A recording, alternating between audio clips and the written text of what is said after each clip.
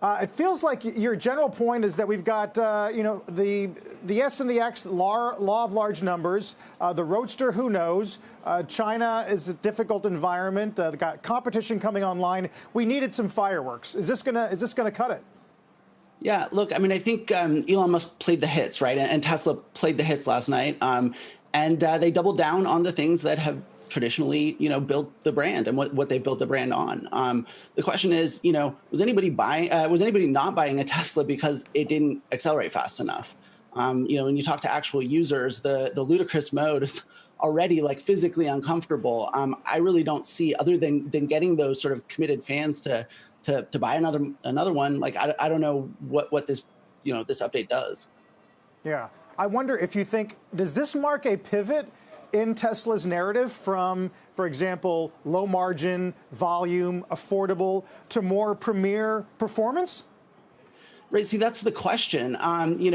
Tesla kind of has gone back and forth. They sort of established themselves at the high end of the market, but they always had that sort of messianic vision of getting to affordable prices, and the expensive premium car you're buying today is going to help less well-off folks afford an EV in the future. And I think we've seen with the Model 3 and the Model Y, that has definitely not happened to the extent that it was hyped. I mean, there was talk of, 1 million units a year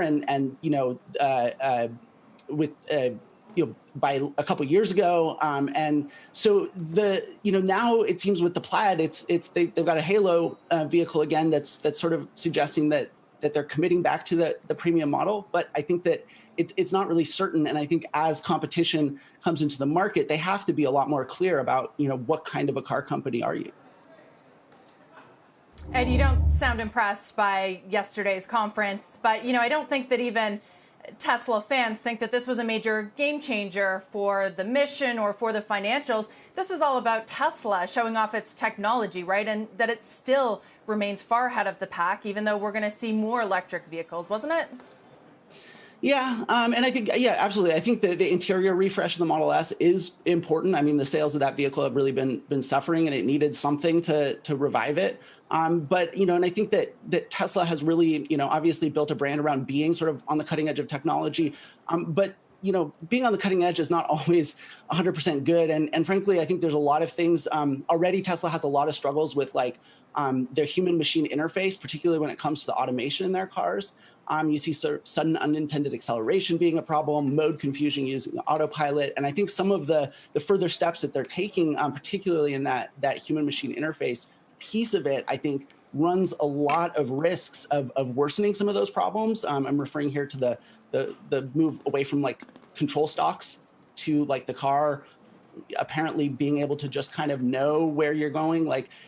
There's a lot of potential problems with that. And, with a vehicle, you really have to have your design rooted in, people's actual needs. And it feels like instead Tesla is just, building on its brand rather than what people actually need. But Ed, are we maybe overthinking this? Because narrative is so important. And Elon Musk has built this character of Tesla on so many interesting and probably important car attributes. Part of it has been the self-driving thing, and there are problems with that narrative. And so when there are problems with that, he can pivot over to talking about green and energy efficiency, and he can get it into the Bitcoin conversation, which angers the Bitcoin people but gets you thinking about the efficiency of EVs. And now, hey, it's a fast car. We're talking about the Plaid. I mean, he can sort of lean on any one of those things at any time, and it's not like Porsche can do that, right? Or Ford can do that quite as well.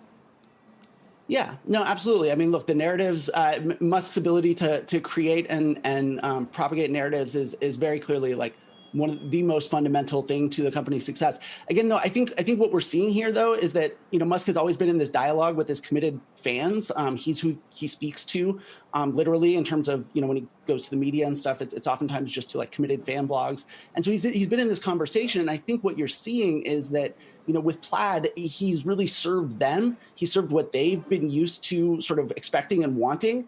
And I feel like that conversation, that discourse that they're having is sort of diverging from the mainstream. And I think you're seeing a lot more EVs come in the market. I was driving the Mustang Mach-E for a week, a few weeks back.